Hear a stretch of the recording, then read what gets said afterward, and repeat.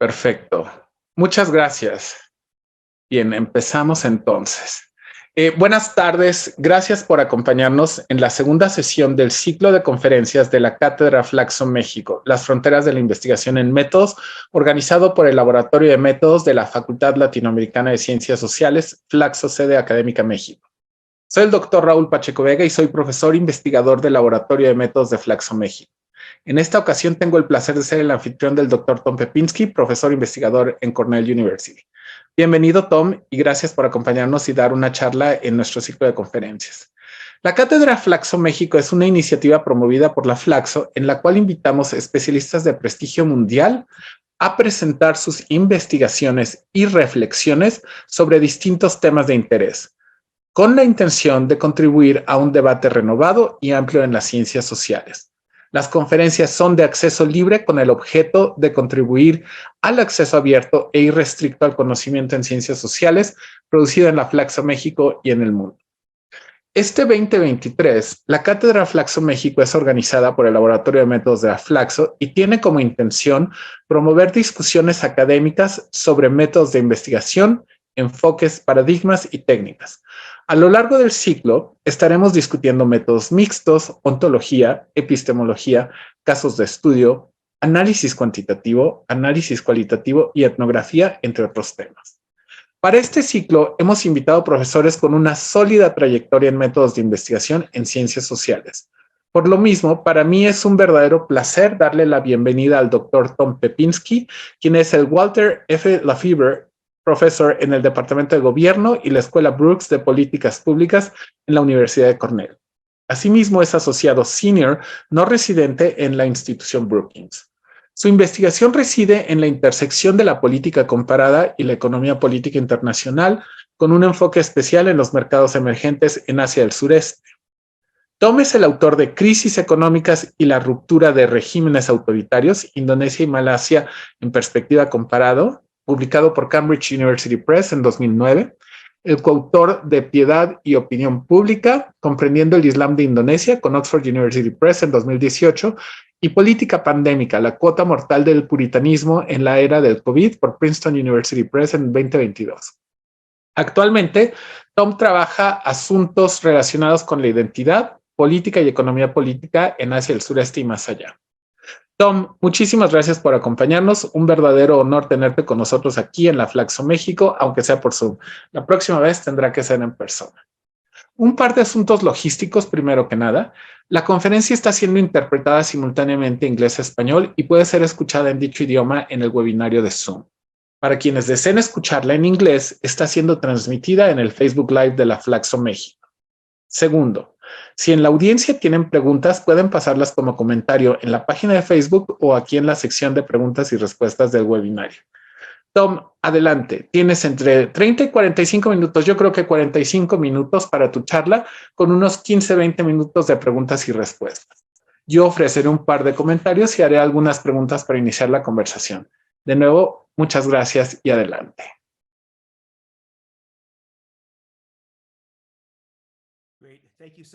Fantástico, muchísimas gracias, Raúl. Qué maravilla verles a todos ustedes. Estoy muy contento de la oportunidad de compartir algunos de mis pensamientos con ustedes. Compartiré ahora mi pantalla con ustedes.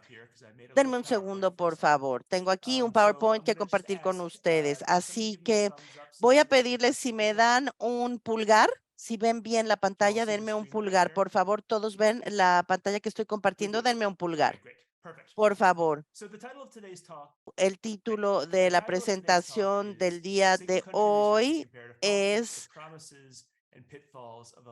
Single Country Research in Comparative Politics, las promesas y las trampas de alinear la metodología con la ontología. Vamos a adentrarnos en muchas palabras, en muchos temas que probablemente ustedes recordarán de sus clases. Quiero motivarles con algo más concreto, menos conceptual sobre ontología. El día de hoy voy a ver una gráfica que hice para algo que publiqué en 2009, que es el retorno de 2009. Esto nos muestra tendencias en el tipo de investigación que se está publicando en política comparativa en agencias internacionales de los Estados Unidos en 3 journals internacionales entre 1960 y 2020. Entonces, lo que ustedes pueden ver ahora aquí del lado izquierdo, en los paneles del lado izquierdo, bajo la columna A, son tendencias en el número de artículos que se muestran como en un enfoque de un solo país. Estos son artículos acerca de política comparativa, así que son artículos que no están diseñados para ser sobre los Estados Unidos. Y lo que vemos aquí es que en gran parte de los días de antaño, de la investigación de política comparada, la pluralidad de los artículos eran solo de un país. Y después la tendencia disminuyó durante los 70, 80 y 90 y podemos ver, especialmente si vemos aquí las tendencias de diferentes revisiones de diferentes journals, que ha habido un pequeño aumento. Lo que vemos aquí es una disminución en investigación de un solo país seguido por una vez más la investigación de un solo país. Al mismo tiempo, en los paneles de la B vemos de forma cuantitativa que ha habido una disminución dramática en la proporción de artículos que se refieren a política que utilizan estudios cualitativos en el tiempo. No hay un aumento en realidad que se vea muy obvio. Hay un pequeño aumento en la revisión de Estados Unidos, pero si ustedes ven la ciencia crítica, aquí tenemos los nombres de todos los medios. Vemos que los artículos sobre políticas comparativas solo se basan en métodos cualitativos y en algunos otros son exclusivamente cuantitativos. Esta es una tendencia que en mi opinión es muy interesante. Hubo una disminución en la política y estudios comparativos y ha habido un aumento también en el tema de las becas. Produje esta gráfica. Esta gráfica compara investigación cualitativa versus cuantitativa. Muchos artículos presentan métodos mixtos, pero lo que ustedes pueden ver aquí es que en estas revistas o journals, la disminución en artículos exclusivamente cualitativos es dramática en forma tal que en journals prominentes que publican esto hay cero artículos con base cuantitativa. Los artículos cualitativos que han desaparecido han sido sustituidos por artículos cuantitativos que ustedes pueden ver aquí. Les comento un poco acerca de las tendencias y de los métodos si nos enfocamos en un país o varios países, pero ese no es el argumento que quiero hacer hoy. Hoy tengo este argumento que es un poco más conceptual. He escrito este argumento aquí para que lo vean. El argumento que quiero presentar es que estas tendencias reflejan algo muchísimo más profundo que las opciones metodológicas o una simple impulso hacia la cuantificación. Creo que esto refleja u ocasiona lo que vamos a ver el día de hoy. Todo esto refleja u ocasiona un cambio de los compromisos ontológicos de las políticas comparativas. Las políticas comparativas hoy son una disciplina distinta que imagina al mundo de forma distinta que como lo hacía hace 50 años. Quiero profundizar en esto, en este argumento que les presento el día de hoy. Vamos a dividir esto en 4 pasos. Primeramente, les voy a hablar acerca de un artículo clásico de política comparativa escrito por Peter Hall, que se llama Alineando la ontología con la política comparativa de la metodología. La razón de este artículo es porque es muy prominente. Yo se lo presenté a mis estudiantes y está reconocido a nivel internacional. Y además presenta el argumento de que a partir de los años 90, hace 20 años, la ontología y el metodología estaban desarticulados. Entonces había un llamado para alinearlas de nuevo. Vamos a defender esta declaración. Después me voy a desviar un poco para hablar un poquito acerca de lo que quiero decir con ontología. Voy a usar algunos ejemplos acerca de lo que significa la ontología. Voy a utilizar eso para que pensemos de una forma que es un poco más rica en la que lo describe Paul. La ontología ha sido acerca de análisis, ocasionando diferentes reflexiones. Después vamos a interpretar algunas tendencias utilizando nuevos datos, datos que no hemos visto hasta ahora porque no han sido publicados. Tenemos algunas publicaciones en las que yo he sido coautor con algunos otros eruditos y después vamos a hablar de preguntas como ¿y qué? Y entonces, ¿qué? No quiero saber si mis tendencias son buenas o son malas, pero sí quiero establecer aquí los riesgos, ¿verdad? ¿Qué puede suceder con nuestras elecciones? Ese es el plan. Iniciaremos repasando a Hall. Hall 2003, artículo, perdónenme, que aparece en este volumen editado. Análisis histórico comparado, ¿no? Este es un visual para que lo vean, lo conozcan. Y es un capítulo que está en este volumen. En el capítulo, como mencioné antes, él hace el argumento de que la metodología y la ontología están desalineadas. Habla de los años 80 y 90 en comparación con la perspectiva de 2003. Entremos al capítulo per se para asegurarnos de que entendemos qué argumenta Hall, de qué habla. Lo primero es una cita del inicio del capítulo, es su definición de metodología. ¿Qué es la metodología? Y tiene un entendimiento muy único sobre la metodología. Es una definición que es muy similar a los objetivos que nosotros encontramos en la enseñanza cualitativa. ¿Qué significa la metodología? Los medios que utilizan los estudiosos o los eruditos para aumentar la confianza de que las inferencias que se hacen acerca del mundo político y social son válidas. Así que hasta Hall, haciendo un análisis de la importancia de todo esto, de la inferencia. Lo más importante de estas inferencias tienen que ver y son sobre las relaciones causales, en donde el objeto de la metodología es aumentar la confianza en aseveraciones de que una variable o evento ejercen un efecto causal u otro. La ontología, por otro lado, es algo distinto. También la define así, es el carácter del mundo como es. En consecuencia, utilizo el término para referirme a los supuestos fundamentales que hacen los eruditos acerca de la naturaleza del mundo social y político. Entonces, la metodología nos permite hacer observaciones, pero la ontología se basa en premisas acerca de las estructuras causales del mundo, desde donde inicia el análisis, sin teoría sobre el mundo social, porque no tendrían sentido. Un nivel fundamental, como imaginamos el mundo social. La ontología es un conjunto de premisas, supuestos, creencias sociales acerca de qué es lo que hay en el mundo, cuál es la estructura del mundo, de qué está compuesto el mundo, cuáles son los elementos en el mundo sobre los que se actúa, cuáles son los tipos de causa-relación que pueden vincular a los actores que hacen la actuación. La ontología es algo teórico de qué está hecho el mundo, cuáles son las unidades en la estructura del mundo. Entonces, ¿por qué hablar de metodología y ontología en conjunto?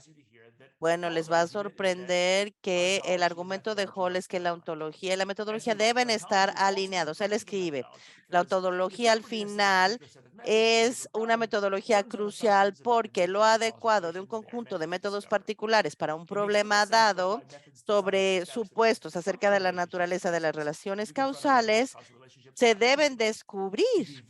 Entonces, la metodología se utiliza en un campo y debe de ser congruente con sus ontologías prevalentes. Para algunos esto puede ser obvio, ¿verdad? A nosotros nos parece obvio, parece algo muy razonable. Las metodologías deben alinearse con las ontologías que se están utilizando para poder expresarse. El argumento aquí es el siguiente, es muy sofisticado, ¿eh? Y me parece que es correcto y que ha sido de gran influencia. Ontología y metodología deben estar alineados. Y él propone en una discusión muy interesante un método comparativo estructurado que alinea los métodos comparativos con las ontologías teóricas sofisticadas de la teoría comparativa. Habla con el tiempo, la secuencia, el orden, regresos significativos muchas otras complejidades. Lo que él argumenta es que los métodos que nosotros utilizamos para estudiar el mundo social deben poder capturar este tipo de entidades y este tipo de relaciones cruzadas, aunque pareciera que no son muy buenas para nosotros, pero yo estoy de acuerdo con él y estoy seguro de que ustedes están de acuerdo también. Esta es una observación, todos estamos de acuerdo que deben de estar alineadas la una con la otra, pero la alineación tiene que ir de métodos a ontologías.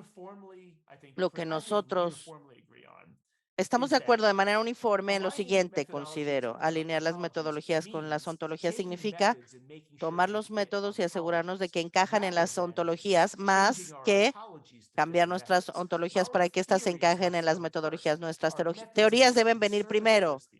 Nuestros métodos sirven a estas teorías.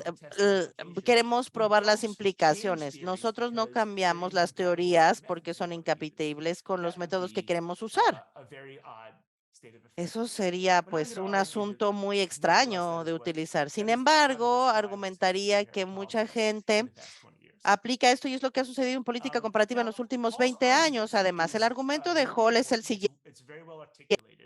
Es muy bien articulado y muy importante, pero no es tan novedoso y él lo reconocía también. Por ejemplo, este es un argumento más antiguo que se ha usado en muchas disciplinas. Uno de mis favoritos, de mis contribuciones favoritas, esta línea de investigaciones por el sociólogo Andrew Abbott, que publicó un documento que dijo, más allá de la realidad lineal en teoría sociológica en 1988. Y él decía que en este documento identifica una fuente intelectual de desacuerdo entre teóricos y empíricos. Dice que debe de argumentar que hay una realidad lineal general en los métodos estándar implícitos. Entonces, un conjunto de supuestos profundos acerca de cómo y por qué ocurren los eventos sociales. Él hace una relación entre todos los efectos lineares. Entonces, lo que se representa en una ecuación de regresión como la que ven ustedes aquí, la variable causa y efecto. Y igual a más B1X1 más B2X2 más B3X3 más B3X1X3. Así que puede ser que una interactúe con la otra, pero esto se va adicionando la una con la otra. Lo pueden ver ustedes claramente en la ecuación. Este es el mismo punto. Empieza del mismo supuesto implícito de que no queremos utilizar métodos que son incompatibles con sus ontologías. Entonces, las ontologías para Abbott tienen que ver con por qué suceden los eventos sociales, por qué ocurren. Si hacemos un argumento con base en un método, debemos alinear el método con la teoría y no al contrario. Hacer que las teorías se comporten con todo esto de manera consecuente. Les voy a dar un ejemplo bobo, pero completamente exacto, que va a ilustrar las implicaciones de esto. Vamos a suponer que ustedes quieren una presentación sobre un proyecto de investigación sobre los compromisos ontológicos de la política comparativa actual. Por ejemplo, como lo que están escuchando el día de hoy. Y la plática se basa en elecciones metodológicas que se encuentran en los artículos de revistas, que es una tercera forma de actuar. Pero la ontología que se implica aquí es que el artículo en el artículo es una unidad de producción de conocimiento. ¿Y cómo aprendemos acerca de producción de metodología? Bueno, dándole métodos de investigación de códigos y países. Esto estaría bien, pero el problema es que hay libros, ¿verdad? Libros que existen. Estamos haciendo declaraciones acerca de política comparativa y la lógica, la indagación y las disciplinas. Pero yo quiero basar esto en la unidad que está disponible para mí, que son los artículos, pero esto no representa las cosas de manera amplia. Y no concluimos que debo redefinir, ¿verdad?, mis proyectos de investigación para que se basen en artículos y que sea política comparativa basada en artículos, porque esos son los datos disponibles para mí. No, lo que yo debo de hacer es buscar libros también. Debo alinear mi metodología con la ontología y no elegir una ontología que es consistente con la metodología disponible para mí. Así que esto de manera concreta explica el ejercicio que estamos viendo hoy. Y me parece que esta es una crítica que queremos adoptar más adelante y hablar de ella.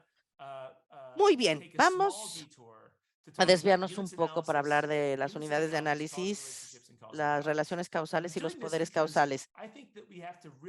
Hago esto porque creo que de verdad debemos entender cuáles son los compromisos ontológicos cuando hacemos trabajo de estudios metodológicos sociales. Estoy extraordinariamente interesado en las ontologías implícitas que utilizamos cuando conceptualizamos el mundo social.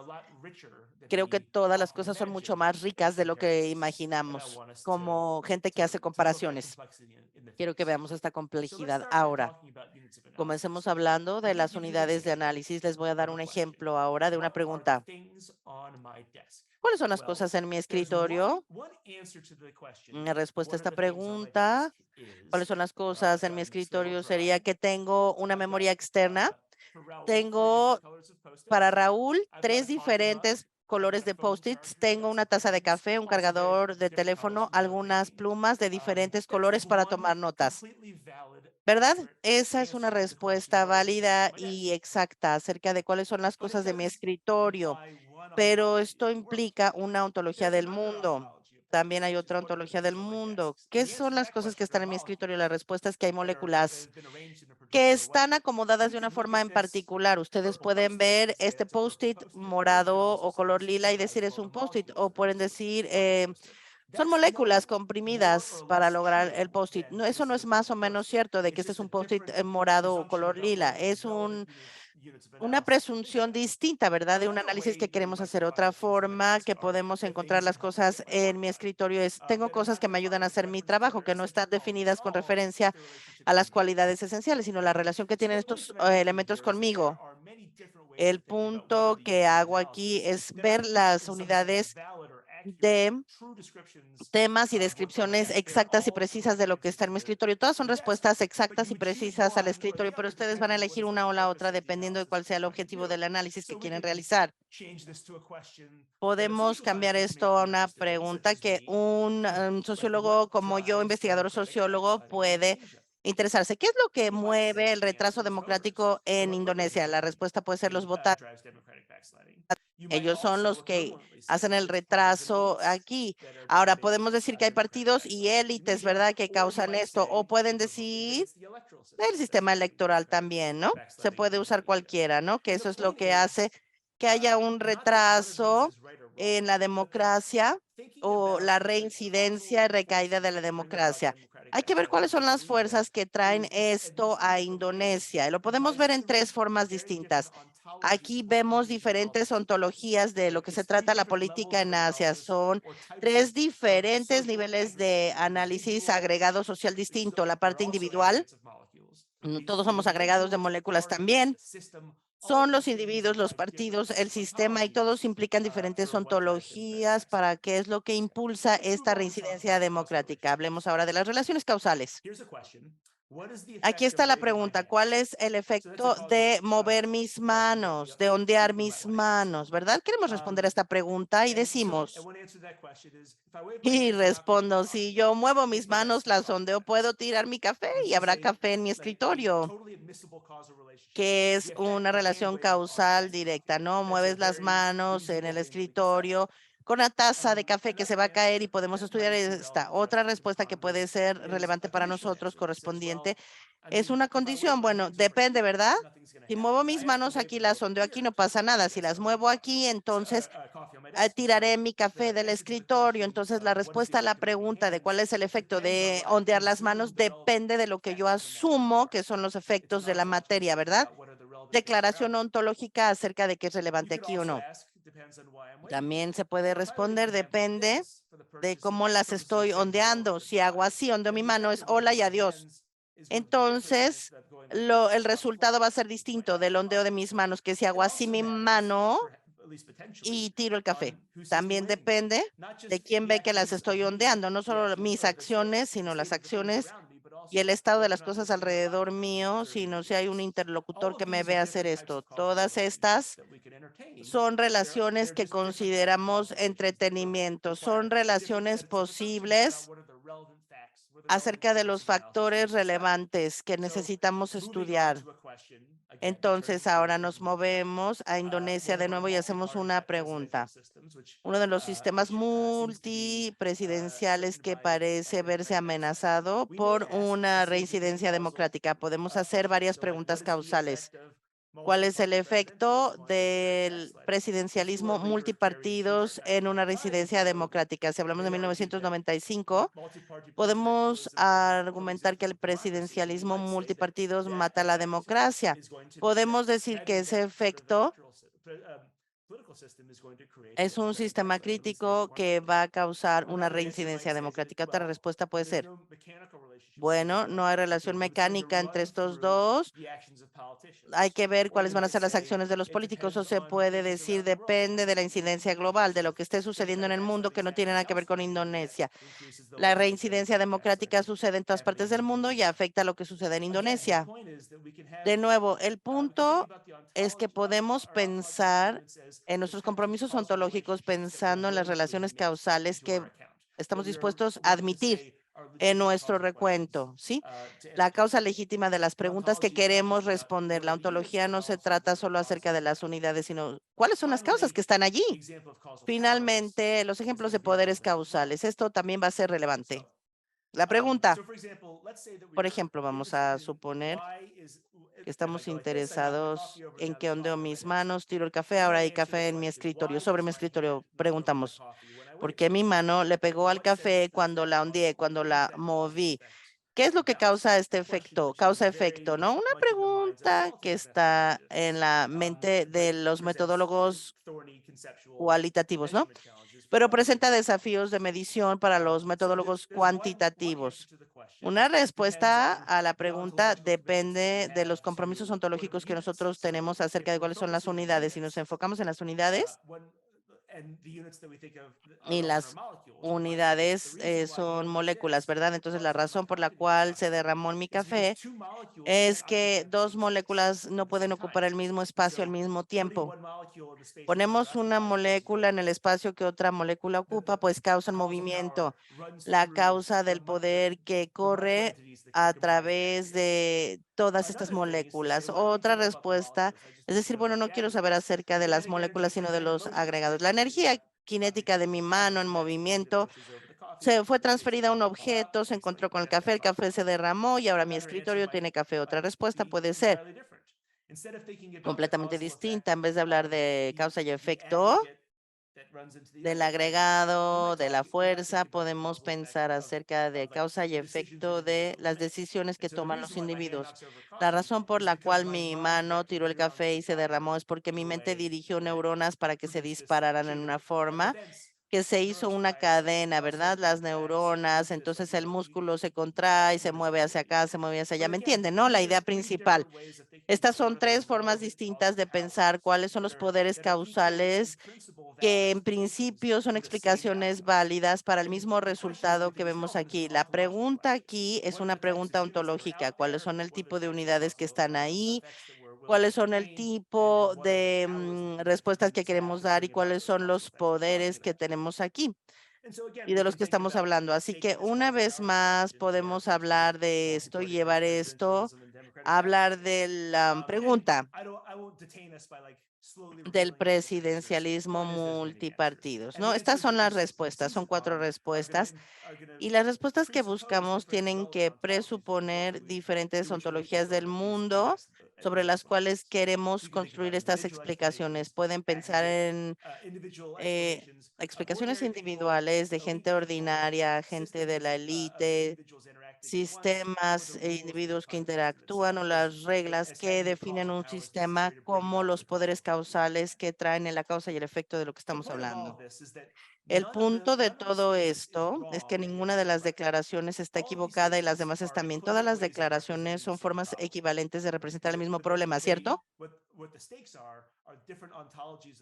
Pero las posibilidades son distintas ontologías en el mundo, que son las descripciones de lo que es relevante acerca del mundo social, que debemos entender para hacer avance en la investigación de la relación entre las causas y los efectos. Me gusta pensar en esto como para invocar un ejemplo del sociólogo médico Coleman. A veces se llama el barco o la embarcación de Coleman. Ustedes pueden ver que yo estoy apuntando. ¿No ven lo que apunto? ¿Sí ven mi mouse? Si ven mi cursor, sí funciona. ¿Ven dónde marco? Perfecto. Eso es todo lo que necesitaba, que ustedes lo pudieran ver. Coleman pensaba que el propósito de la sociología era explicar las relaciones macro, macro, macro. El propósito de la sociología debía ser entender el desarrollo económico, que es un macrofenómeno agregado, explica la consolidación económica, que es otro tema macro, otro nivel macro, otro resultado macro. Podemos representar esta relación causa y efecto con esta flecha A, que causa el efecto D. También observó que a menudo nos interesan los mecanismos que causan o llevan a esta causa y efecto. Son decisiones microniveles, acciones que toman los individuos. Y se utiliza esto como los votantes, los individuos, aquellos que son manifestantes, etcétera. Son actores micronivel que hacen que esto surja. Se tiene aquí un tipo de proceso que mapea el nivel macro, las causas del nivel macro, a las implicaciones de los individuos que en consecuencia operan en formas particulares que tienen ciertos efectos que agregan esto al resultado agregado macro del que hablamos. A menudo se le llama barco de Coleman, es porque parece una tina o un barco, parece algo que se podría poner en el mar y flotaría o que uno puede flotar dentro. Para él, un sociólogo analítico adecuado debe explicar cómo A se relaciona o las A se relacionan con las Ds con o sin atención explícita de cómo llegas a B, C, D o directamente de A a D. Ya se pueden imaginar que les pude dibujar más, se puede pensar línea A, C, B, D. El punto es que esta es la manera en la que podemos representar los distintos niveles de análisis. Con esto en mente, vamos a volver a las políticas comparativas. Interpretemos tendencias recientes. La que yo pienso que es más notable y lo que Peter Hall en 2003 no sabía, pero sí sospechaba, que es distinto de las últimas 2 décadas desde que esto se publicó y que es mucho más profundo que un análisis estadístico de datos sociales, es lo que se conoce como la revolución de inferencia causal en las ciencias sociales, en donde finalmente unimos un lenguaje coherente que nos ayuda a entender conceptualmente cómo las causas pueden operar, utilizando una plantilla que se vincula muy de cerca con la experimentación científica. Entonces, la norma de oro es hacer un experimento, se le da un tratamiento, tiene una causa y se busca ver cuáles son los efectos. Los experimentos son complejos, así que no siempre los realizamos, pero aún con trabajo que no sea experimental en su naturaleza, vemos que esto ha virado en una dirección en la que nosotros somos realizadores de experimentos o cuasi experimentos que son muy disciplinados. Tenemos metodología estadística para hacer un marco para los resultados potenciales. Hay libros como este, Causas y efectos en ciencias sociales, y esto está diseñado exactamente para explicar cómo se pueden utilizar las estadísticas para hacer inferencias causales en estas plantillas experimentales. Lo que vemos en este libro no solo que la analítica funciona, sino que el libro se apega a las implicaciones y presupuestos filosóficos para hacer análisis de esta forma.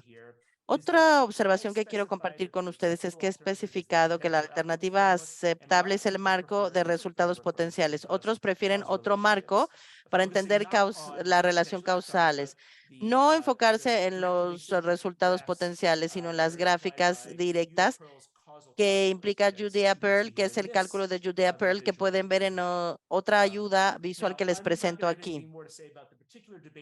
No quiero hablar del debate entre resultados potenciales versus los DAGs, que representan la relación causal, pero los DAGs, por sus siglas en inglés, son básicos. Yo no podría hacer referencias, pero no implican una metodología. Los DAGs son una forma de tener una identificabilidad con base en la metodología. Esta es la revolución que se está dando desde el año 2003 en política comparada y esto es real. Voy a documentar esto tomando cifras que produjeron mis coautores en un proyecto en el que estamos trabajando, que está diseñado para entender el futuro de diferentes áreas de estudios en las ciencias sociales. Estas son cifras que se crearon con base en un código manual de todos los artículos que aparecen aquí en APSR, AJPS, JOPWP. Esto se hizo con Jordan Gans Morse en NW y Dan Gingrich de UVA. Estos son campos que debemos ver para analizar, por ejemplo, el crecimiento de la experimentación y el diseño y la inferencia. Y son formas cuantitativas de hacer los experimentos y los experimentos cruzados. En la investigación de este tipo, lo que ven ustedes claramente aquí es un giro dramático en la naturaleza de la ciencia y la investigación de ciencia social empírica en los tres campos de esta ciencia de los Estados Unidos. No creo que esto sea cierto a nivel mundial, pero ciertamente en la ciencia de los Estados Unidos sí es, ¿no? Y es la disciplina que tomamos en cuenta. Aquí vemos que la política estadounidense ha hecho experimentos más tiempo, tiene más experimentos, pero durante los últimos 2 años hemos visto un aumento dramático en la incidencia de los experimentos para estudiar no solamente la política de los Estados Unidos, sino que también las relaciones internacionales de los Estados Unidos con otros países. Esto es lo que ven ustedes del lado izquierdo. Si ven del lado derecho, ustedes verán la misma gráfica en donde se ve inferencia causal basada en el diseño. Esto es explícitamente diseñado para mapear las opciones estadísticas que se tienen para enmarcar los resultados. Vemos de nuevo el crecimiento dramático, cero fuera de la política de Estados Unidos antes de los años 2000, hacia una quinta parte de los estudios publicados. Si los toman todos en conjunto, tendrán un resultado mayor. Si agregan los experimentos, ustedes verán que es más de la mitad de la investigación publicada. Básicamente, hace 20 años era cero. Ese es un cambio dramático. No se trata solamente de aquello que es menos cualitativo y más cuantitativo, sino que se ha convertido en algo más cuantitativo de alguna manera. Y esta es la manera. Podemos ahora ver más resultados que analizar. Tal vez tengan curiosidad qué tipo de experimentos son de los que estamos hablando. Experimentos de campo, de laboratorio, de encuestas. Lo que ustedes verán aquí a lo largo de los tres subcampos empíricos de American Science son los más sencillos que se pueden hacer. Yo he sido responsable de algunas de las observaciones que se han hecho a esto. Creo que es maravilloso. Ciertamente eso es lo que vemos que sucede aquí. Experimentos en campo han aumentado también y los de laboratorio se han sustituido por los experimentos en campo. La diferencia entre el campo y el laboratorio es un poquito artificial, así como las encuestas y los experimentos de laboratorio. Está aumentando, no importa cómo lo dividamos. Si ven la política comparativa, tenemos una gráfica de pie muy bien hecha. La mayor parte de los experimentos que se hacen en política comparativa están en artículos y han sido experimentos con base en encuestas. Algo más que quiero mostrarles es que quiero que observen la inferencia basada en el diseño y cómo esto se está viendo sustituido. Quiero que vean las unidades de análisis que se están estudiando aquí. Este es el beneficio de este nuevo código o manual de códigos que he hecho con Jordan y Dan. Nos permite capturar muchos más detalles de lo que está sucediendo en investigación pública. Lo que ustedes ven a la izquierda aquí es, vean la línea azul, por favor. Y la verde. La línea azul es la línea de rastreo del proceso, que es como la mitad de investigación en los años 80 y 90 y ha disminuido. Ha disminuido muchísimo la investigación para el año 2020. Ahora hablamos de investigación comparativa. Eso está disminuyendo dramáticamente, está viendo sustituido por análisis estadístico que no está diseñado para estudiar relación causal o aún más importante, y este es un Inferencia basada en diseño. Estamos usando un nuevo tipo de metodología. La metodología no solo es numérica, no solo es cuantitativa en una forma muy específica. Pero las cifras que nos matan son las que están del lado derecho. Estas son las unidades de análisis que estamos estudiando en política comparativa. Y vean lo que ha sucedido, por favor, a la línea verde. No, a la línea roja.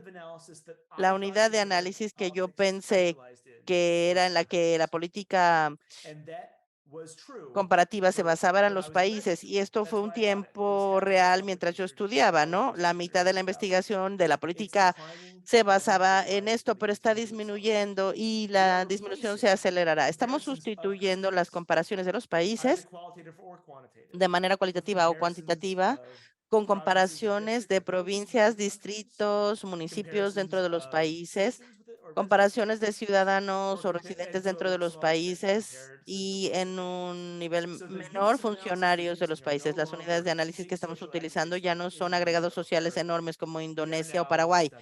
Ahora estamos estudiando principalmente a las personas o unidades subnacionales. La política comparativa ya no requiere que comparemos los países, lo cual es una observación increíble, ¿verdad?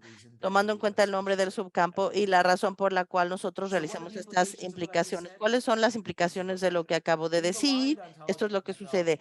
Alineamos la ontología con la metodología y no la metodología con la ontología. Vemos un cambio de la política comparativa y lo conceptualiza para estudiar. Un cambio que se va de los agregados sociales enormes que son abstractos como los estados de Asia, movimientos sociales o regímenes o cosas del estilo. Sabemos que todo eso existe, todos sabemos que son importantes, pero en la investigación publicada en los últimos 20 años hemos alineado la ontología de lo que estudiamos con la metodología que nos agrada utilizar. Estamos utilizando una ontología que va más a los requerimientos micronivel.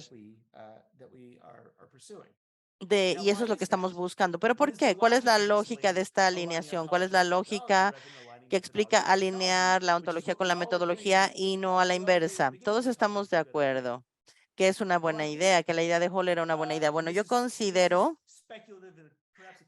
y esto es polémico y especulativo, creo que el tema es que queremos hacer inferencia causal moderna, pero los requerimientos para hacer inferencia causal moderna son muy duros. Necesitamos causas manipulables, causas que podemos manipular nosotros o que pensamos que la historia nos da un buen argumento para manipularlas, que podemos entender en un marco cuantitativo y ver cómo se pueden manipular. Necesitamos tratamientos a nivel unidad que sean estables. No podemos tener redes, no podemos tener derrames, no podemos tener cosas que sucedan a nuestros vecinos. Tenemos inferencia causal que se centra en la idea de que las causas para mí me afectan a mí y no le afectan a Raúl. La idea es que solo se trate de nosotros. Y luego tenemos también inferencia causal moderna que nos dé un sentido de qué son los mecanismos. Cada vez que ustedes quieren probar un mecanismo, probando o reprobando una variable, ustedes toman los requerimientos que he establecido antes y los ponen en esteroides. ¿Qué quiere decir esto? Se tiene más control de las unidades para poder tener estos mecanismos y probarlos. Entonces, ¿cuál es el tipo de ontología de políticas comparativas? Es el tiempo, es la secuencia, son los ciclos de retroalimentación, son las redes, ¿de qué se trata? Es comparación transnacionales, de comparación cruzada. No, no es nada de esto. La ontología de la política comparativa que nos lleva a esto son los experimentos en los individuos y temas del estilo, o un entendimiento cuidadoso de las comparaciones en unidades subnacionales. No sé, unidades subnacionales, tal vez con ciertas áreas de los países. Esto necesitamos para poder hacer política comparativa de esta forma. Y yo establezco que es parte de cómo se debe de pensar en los errores que hemos hecho a nivel social. Debemos pensar en los tipos de estudios que podemos hacer a través de la ontología. Así que déjenme concluir, estoy viendo mi reloj para respetar el tiempo, haciéndoles la pregunta, ¿y qué? ¿Y entonces qué? Ya hice esta declaración, ¿verdad? Que la política comparativa ha cambiado. Si me siguen, han visto este cambio, no les sorprende, pero tal vez les di datos nuevos para respaldar lo que está sucediendo y para demostrarles que esto es cierto. Pensemos cuáles son las implicaciones. Cuando digo ¿y qué? ¿Cuáles son los riesgos detrás de esto? ¿Qué sucede y a quién le importa lo que ha sucedido? Hay varios peligros. Uno, creo que es útil preguntar de qué se trata la política comparativa como disciplina. ¿Qué le debemos pedir a la gente que haga cuando hace política comparativa? ¿Deben comparar países o deben seleccionar países y analizarlos? Otra pregunta es, todos estamos en un entorno de recursos escasos. Y esto es importante y es cierto sin importar quiénes somos, ¿verdad? Aun cuando tengan grandes recursos monetarios, no tienen tiempo ni energía infinitos. Tenemos recursos escasos. ¿Qué debemos hacer? ¿Hacemos comparación cualitativa entre los países o hacemos más experimentos? Tenemos que asignar los recursos a uno o a otro y no lo podemos hacer las dos cosas a la vez. Aún más importantes, ¿qué le decimos a nuestros estudiantes que hagan? Cuando yo veo a un estudiante, ¿qué le motivo a hacer? ¿En qué les debo de ayudar? Y finalmente está la pregunta de qué es lo que vamos a aceptar como intercambios, por ejemplo, compensaciones, cómo hacemos estos compromisos, qué comprometemos, qué vamos a tener que asumir, qué intercambios son aceptables, ¿no? ¿Qué voy a aceptar no aprender? ¿Qué vamos a decidir asumir en vez de probar? ¿Qué incentivos necesitamos desarrollar para motivar otras formas de conocimiento? Todo esto es muy importante. ¿Quién va a hacer análisis descriptivo en instituciones complejas? Alguien lo va a tener que hacer si queremos que exista la tecnología. Esos son los peligros y eso es lo que se implica aquí. Les dije que no iba a tomar ni un lado ni el otro, pero hay dos extremos. El primero es la interpretación de Pangloss. Pangloss, para quienes no conocen, es un personaje en el musical de Voltaire y una vez que uno falla, el resto de los posibles mundos se encuentra como en búsqueda y uno encuentra lo mejor de todos los posibles mundos, es Pangloss en Cándido. La interpretación de Pangloss dice lo siguiente, el mundo, la ciencia social es difícil. ¿Y qué vemos aquí? Que Dios le dio la física a los problemas sencillos. Nuestro mundo social no está construido en una forma que haga sencillo realizar la ciencia social. Si lo vamos a hacer, hagámoslo bien, utilizando metodologías que sean consistentes con las declaraciones ontológicas. Debemos hacer la ciencia social de manera correcta, utilizando los experimentos, porque por lo menos esto nos regresa relaciones causales que tienen un fondo, una base. Y si queremos alinear nuestras ontologías, hay que probar lo que podemos probar. Debemos probar cosas que se pueden probar utilizando un marco conceptual que es consistente entre la metodología y la ontología. Esta es la interpretación de Pangloss. Lo mejor de todos los mundos posibles. No puede ser mejor, mejor imposible. Hagamos lo mejor que nos queda. Tenemos la interpretación Eeyore. Eeyore es un personaje de Winnie el osito. Y su cita es, bueno, no tengo mucha cola, pero está pegada a mí. Quiere decir que su colita está fea, pero es todo lo que tiene, le gusta y acepta su colita, aunque a la gente no le guste su colita. La interpretación de Ear de lo que acabo de compartir con ustedes empieza con la premisa. El mundo no está construido de una forma que sea sencilla realizar la ciencia social. Esto dice, más bien debemos renunciar a alinear la ontología con la metodología. Debemos volver a alinear la metodología con la ontología. Debemos entender el mundo como es y decir que cuando no podemos diagnosticar las relaciones de causa y efecto, no podemos diagnosticar esas relaciones, pero debemos estudiarlas de cualquier manera. Esta es la otra interpretación, lo opuesto de Pangloss. Ahora, ¿cuál es mi interpretación? Bueno, es un poco distinta. Yo no pienso que los científicos sociales son bobos, ni pienso que la gente que trabaja en inferencia basada en el diseño no debe pensar que el mundo tenga partidos, movimientos, interferencia de redes, complejidad. No, no creo eso. No creo que la gente que hace este trabajo no esté consciente de todo esto. De hecho, nosotros sabemos que esto es cierto, es verdad, porque esa es la razón por la cual trabajamos en este diseño basado en inferencia con base en el diseño, porque sabemos que el mundo tiene sus amenazas allá afuera y de hecho, todas estas amenazas que nos llevan a la inferencia son de las primeras preguntas que la gente hace, ¿no? No creo que los científicos sociales son bobos. Debemos entender que el mundo no es exclusivamente comprimido con base en los individuos. Estamos conscientes de las complejidades y nuestro desafío tiene mucho que ver con esto. Con esto cierro. Es tanto bueno como malo alinear la ontología con la metodología en la política comparativa. Esto era cierto antes. No creo que sea posible subestimar o sobreestimar. Tal vez se puede sobreestimar qué tan transformadora son las estadísticas de la revolución estadística. Finalmente tenemos un idioma que es consistente en gran medida para explicar cómo el análisis estadístico puede basarse en preguntas causales. Antes no teníamos esto. Esto lleva 40 años cuando más y es maravilloso tenerlo. Es un gran logro.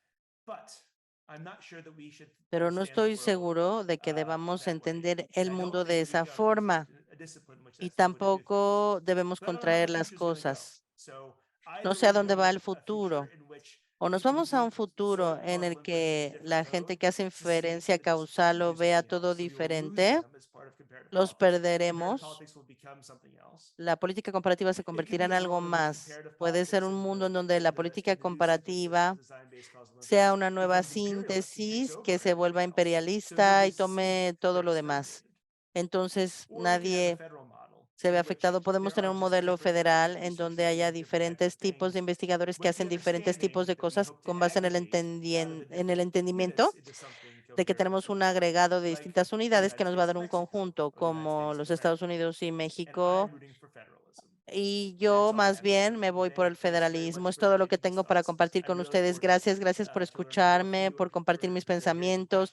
Estoy deseoso de escuchar sus preguntas y poder llevar esto más allá. Gracias. Muchas gracias, Tom. Esta fue una plática, una charla extraordinaria. Se las voy a asignar a mis estudiantes de política pública comparada para que la vean antes de la clase. Está abierto el chat para quien quiera hacer preguntas, pero si no hay nadie, yo quisiera hacer 2 comentarios y 2 preguntas. Y el primer comentario va en relación al rastreo de procesos, al process tracing y la declinación. Esto es específicamente en las revistas arbitradas en inglés, digamos, de las revistas de más alto impacto, ¿no? Ahora, el problema es que algunos otros países apenas están empezando a adoptar process tracing. Entonces, mi pregunta ahí sería, ¿cómo cambia esto dependiendo del contexto? Por ejemplo, y creo que no está en este momento en la charla, pero vi brevemente conectado a Ingo Rolfing, que es uno de los pilares europeos en metodología cualitativa, cuantitativa y mixta. Y me pongo a pensar, bueno, en Europa, Ingo y toda la gente europea han trabajado mucho el rastreo de procesos, el process tracing. Pero, por ejemplo, acá en México creo que apenas estamos empezando a tomarlo. Entonces, la siguiente pregunta que tenemos y que vale la pena ponderar es, ¿en qué momento vamos a alcanzar las discusiones en diferentes contextos, ¿no? A lo mejor en América Latina apenas estamos empezando a hacer process tracing, apenas estamos haciendo experimentos y realmente no es tan cierto esto. Ya hemos hecho experimentos de campo desde hace algunos tiempos. Entonces, sí me interesa saber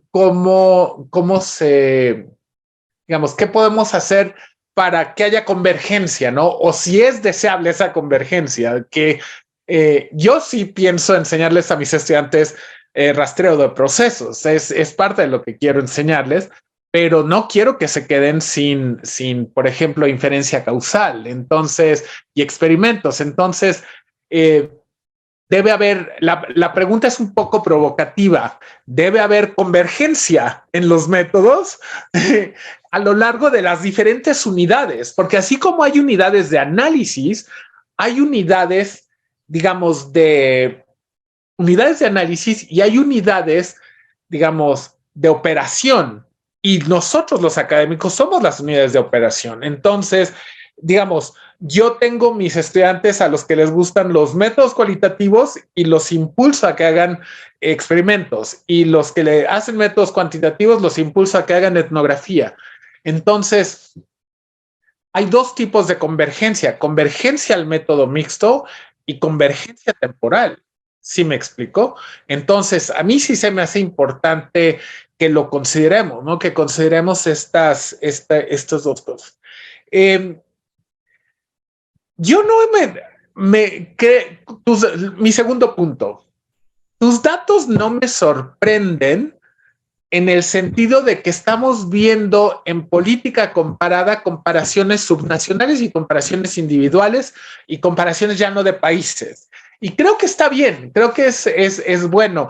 Tú lo sabes, en relaciones internacionales ahora hablamos mucho de transnacionalismo. Ya los estados-nación ya no son el objetivo fundamental, sino, digamos, ya estamos viendo las relaciones entre los secretariados internacionales y incluso los burócratas internacionales y su efecto en las relaciones entre países. Entonces, a mí me gusta esta reducción o esta profundización de la unidad de análisis al individuo. Ahora, el reto es si nos debemos llamar política comparada, o como en mi caso, política pública comparada o política social comparada. Es decir, cómo se convierte esto en un reto para la política comparada. Yo creo que es nosotros lo que debemos, respondiendo un poco tu pregunta, lo que le debemos decir a nuestros estudiantes es que es válido mover las unidades de análisis y mover las escalas de análisis. Y creo que en eso la disciplina geográfica, la geografía humana, nos ayuda mucho, porque ellos hablan de moverse en escalas, ¿no? De moverse entre distintas escalas. Entonces, mi último punto que me fascinó, y qué bueno que lo hablas porque no lo hemos hablado en estas conferencias de la Cátedra Flaxo México, la interferencia en redes. Los datos relacionales creo yo que se nos olvidan a muchos. Los datos en redes. Y cuando yo les digo a mis estudiantes que no importa si haces marxismo o positivismo, siempre hay diferenciales de poder. Y esos diferenciales de poder nos interesan a los politólogos, a los científicos políticos, sea que los veamos de manera marxista o que los veamos de manera más positivista, simplemente porque son diferenciales de poder, y la ciencia política es sobre poder y conflicto. Entonces, me gustó mucho que hayas hablado de la interferencia en redes, porque creo que no hemos hablado y no hemos pensado suficiente en los datos relacionales. Ahí es donde yo creo que va a estar el gran reto: cómo hacer un experimento en el cual yo no quiero influir en un individuo, sino en una red o en una interacción entre dos nodos. De nuevo, Tom, muchísimas gracias. Estoy muy agradecido por esta charla. Sé que va a haber muchas preguntas, entonces, si quieres, te dejo responder a mis comentarios, y mientras voy viendo qué preguntas están tanto en Facebook como en el chat. Muchas gracias.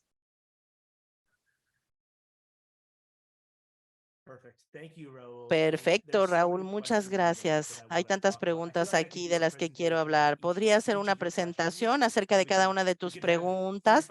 Podríamos pasarnos 45 minutos en responder cada uno de tus comentarios. Pero, a ver, hay un par de temas que sí quiero enfatizar. Temas que sabiamente identificaste y de los que yo quiero hablar un poquito.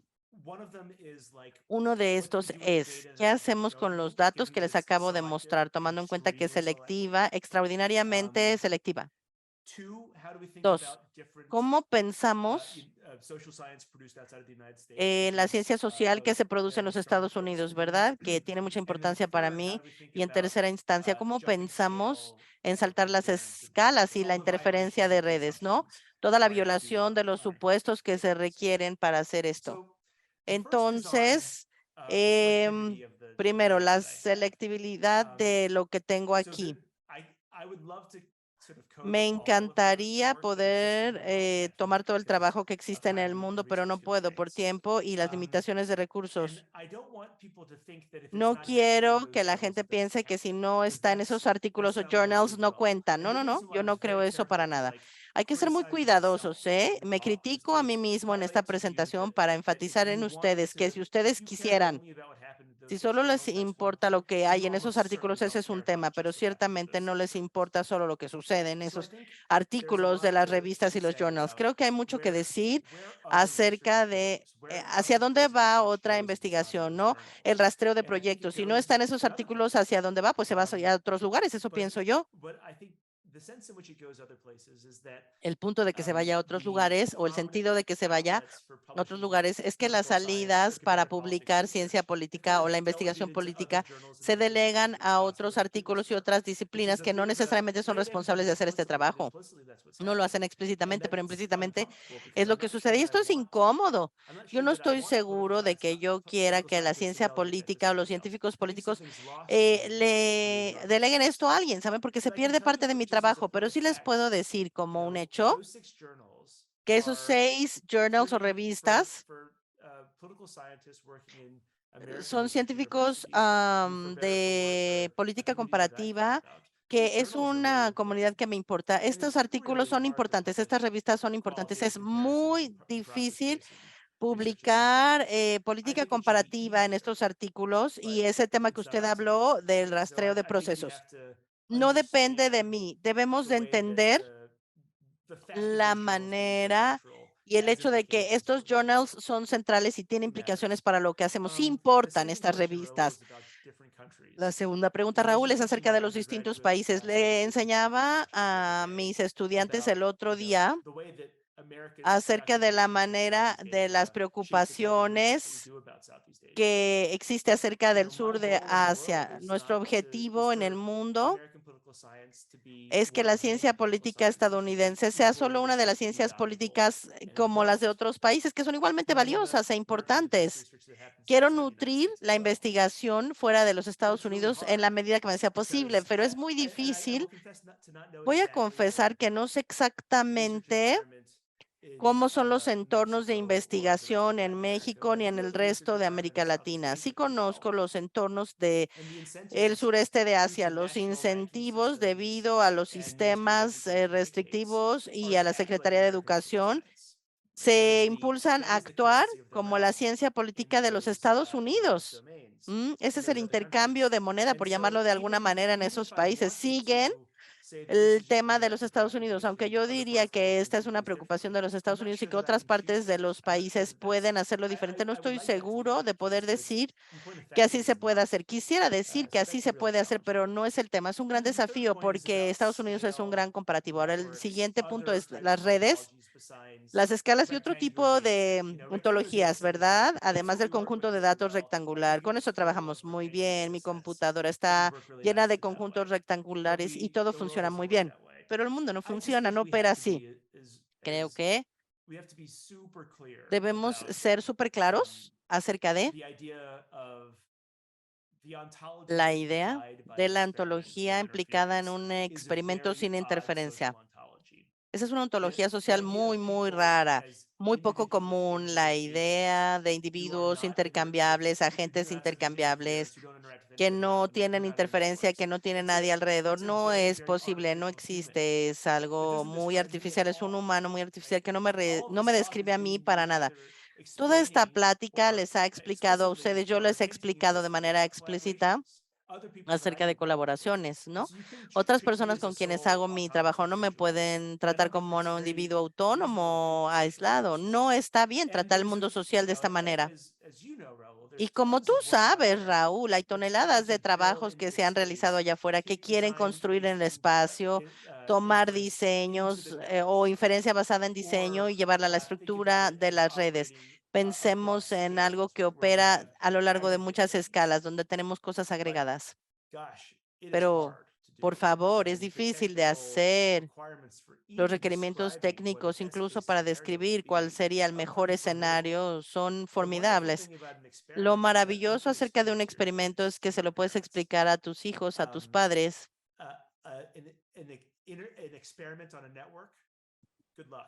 Y un experimento en la red, pues muy buena suerte, ¿sabes? Explicar qué es de manera efectiva un efecto granular en un estudio de una villa, pues buena suerte para explicárselo a cualquier otra persona. Es difícil hacer esa investigación.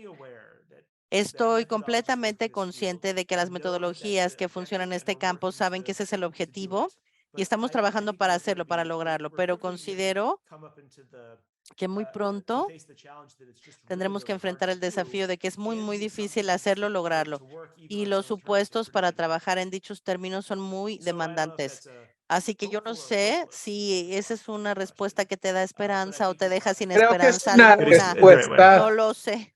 que me da muchísima esperanza en realidad. Porque finalmente admitimos que hay retos y una serie de retos que me lleva a lo que tú preguntaste, qué es lo que les vamos a enseñar a nuestros estudiantes, ¿no?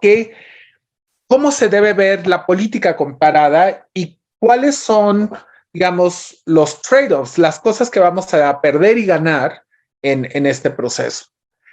Creo yo que lo que más ganamos es apertura.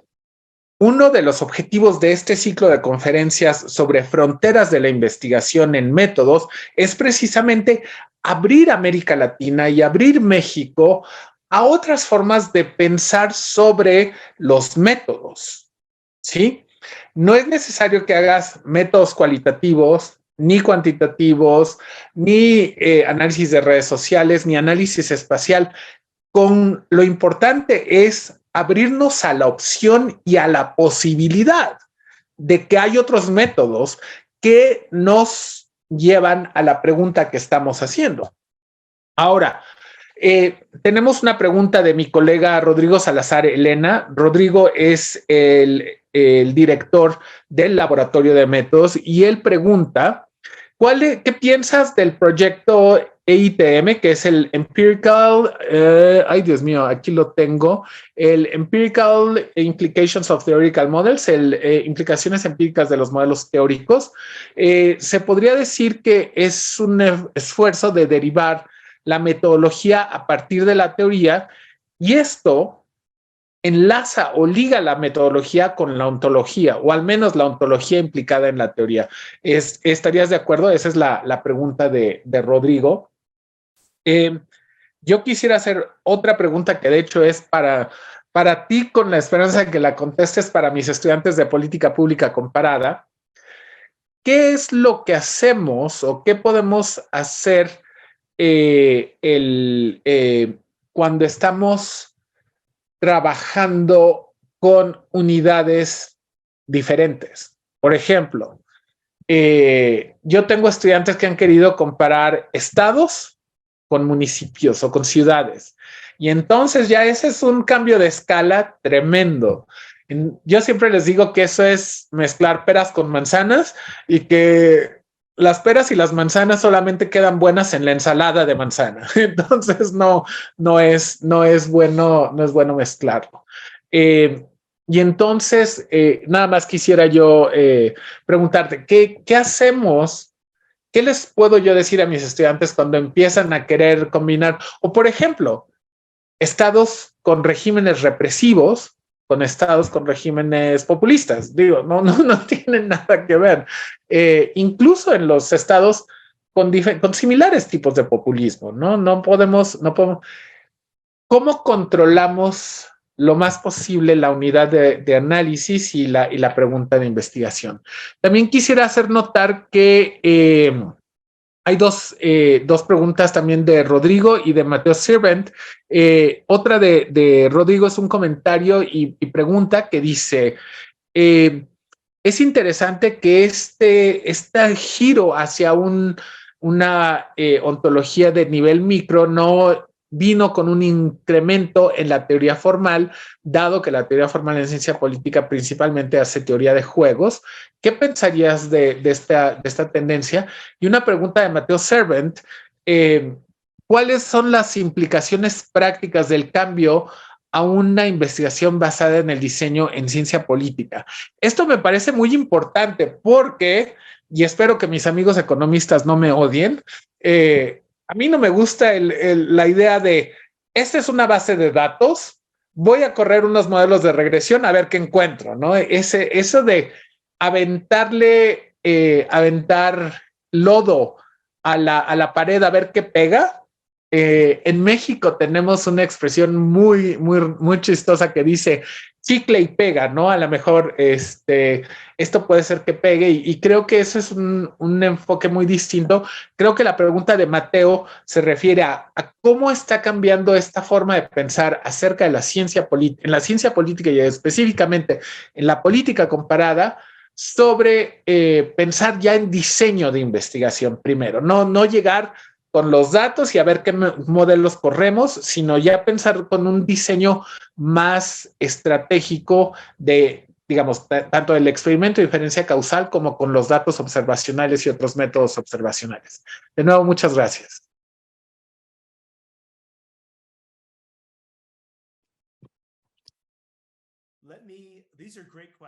Son preguntas maravillosas. Voy a hacer lo mejor para responder a todas ellas. Voy a empezar con la pregunta acerca de las implicaciones empíricas de los modelos teóricos EITM, por sus siglas en inglés. Es un momento muy interesante en la disciplina, muy importante, y pienso responder a su pregunta que acaba de hacer, que es un intento de alinear las ontologías con las metodologías. Es una forma, es una manera en aspiración para derivar el modelo estadístico que se utiliza de la propuesta teórica que desean responder. Ese es en el mejor de los escenarios.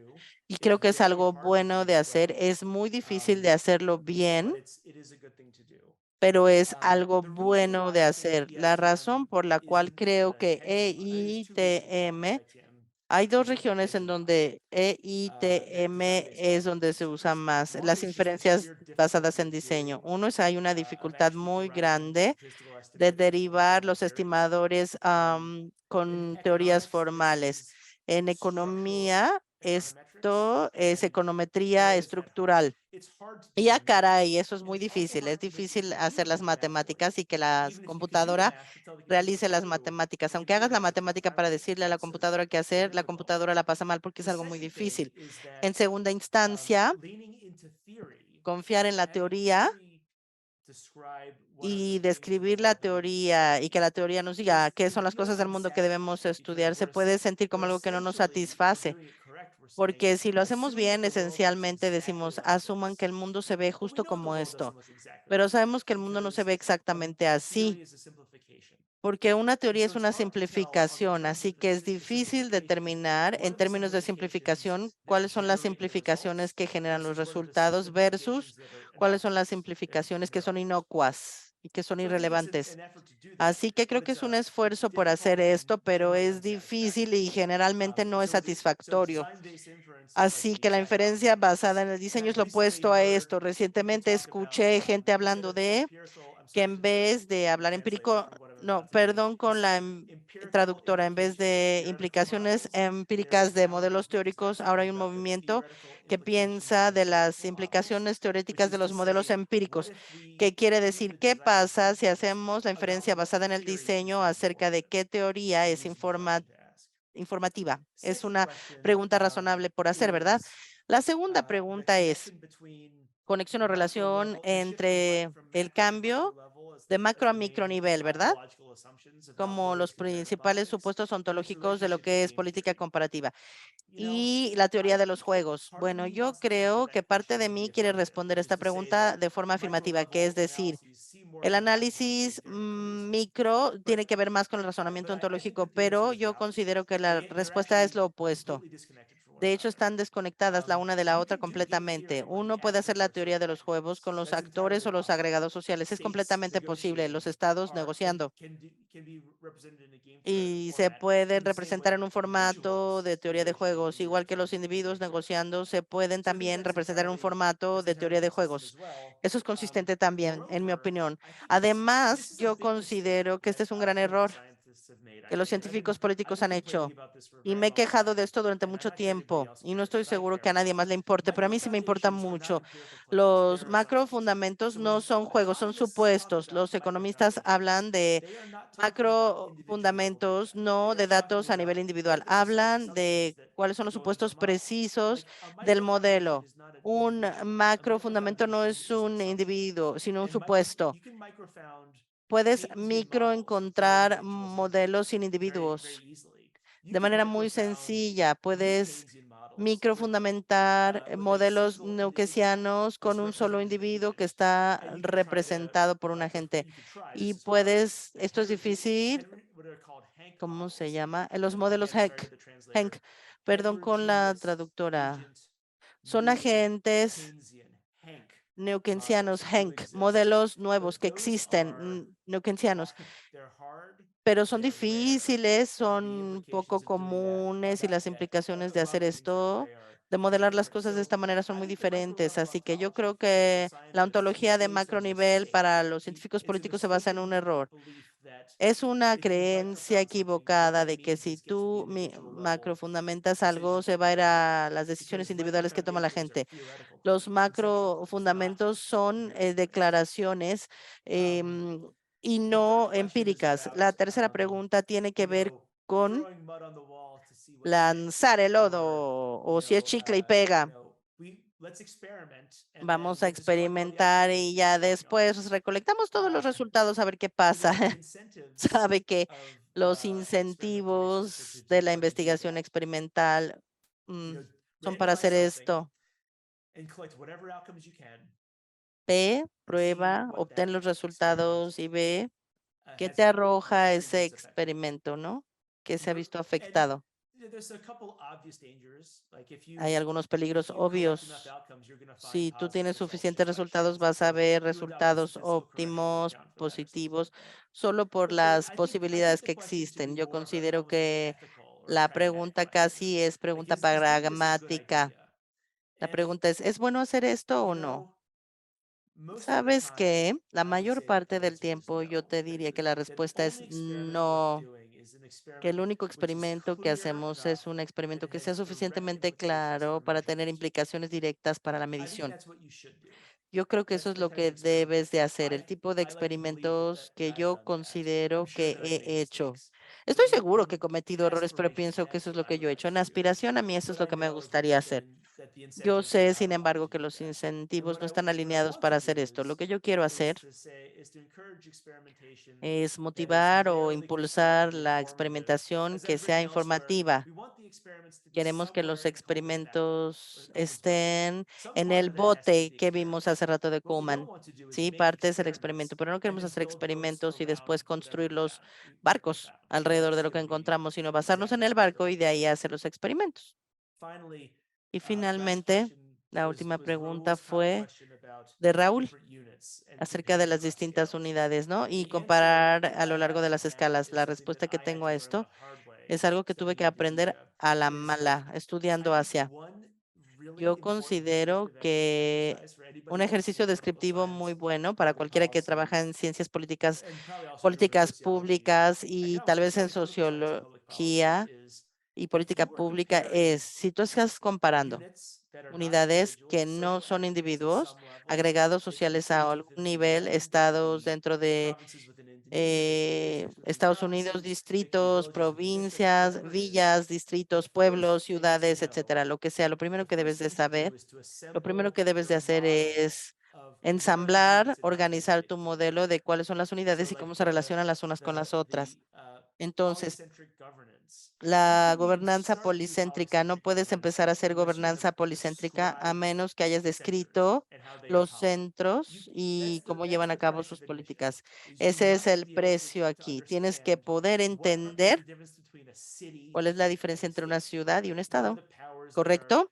¿Cuáles son los poderes que tienen los estados, los poderes que tienen las ciudades, bajo qué condiciones se mueve una ciudad con un estado? Una ciudad-estado es lo mismo que una ciudad no estado. Todas estas preguntas son preguntas de factuales que se deben de responder. Si tú puedes responder eso correctamente, entonces considero que la descripción implicará cómo puedes realizar la comparación.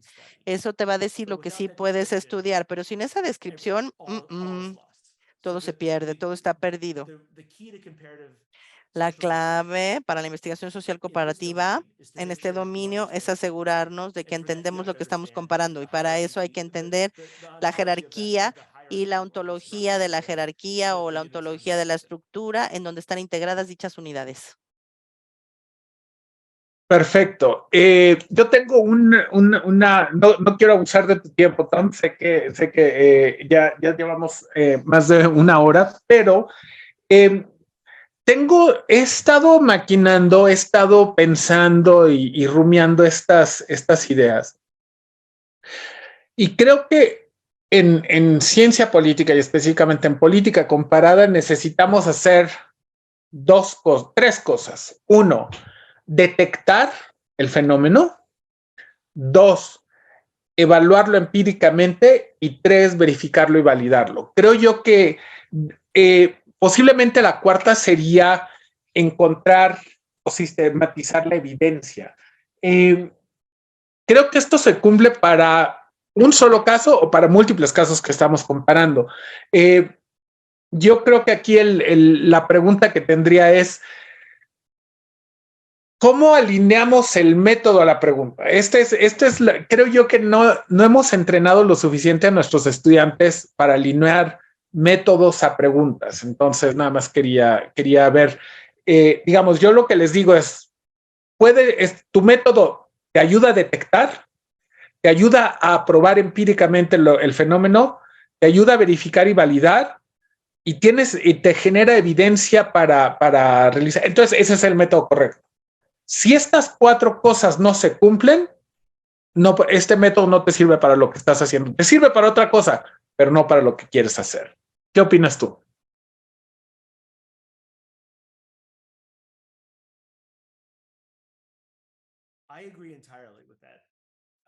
Estoy completamente de acuerdo con esto. La premisa del artículo de Hall es cómo alinear la metodología con la ontología. La ontología es compleja, así que el método que utilizamos tiene que encajar perfectamente bien con las complejidades. Y por supuesto, no podemos establecer lo que queremos estudiar, así que estoy de acuerdo contigo. Mi temor es que estamos perdiendo la capacidad, me preocupa, la capacidad de conceptualizar